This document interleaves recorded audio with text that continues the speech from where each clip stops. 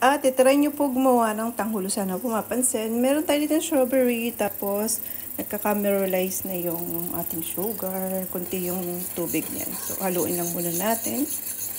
Kasi mainit na mainit pa. Ilagyan na natin yung ating strawberry.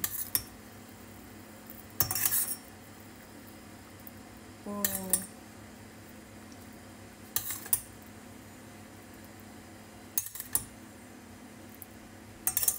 Ang dami. Papa?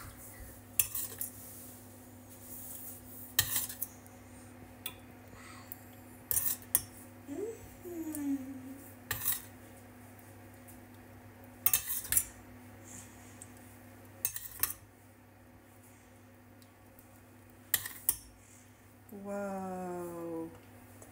Kati. Lalagyan pa ni Emma ng frozen na grapes. Frozen yan.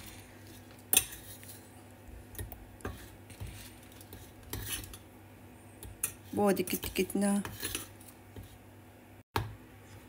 Oh, nagka-dikit-dikit na sila, oh. Ayan, matigas na yung ating strawberry tanghulo. Ito yung tanghulo ni Emma, grapes. Grapes. Tanghulo. Sabi mo, tanghulo. Tanghulo.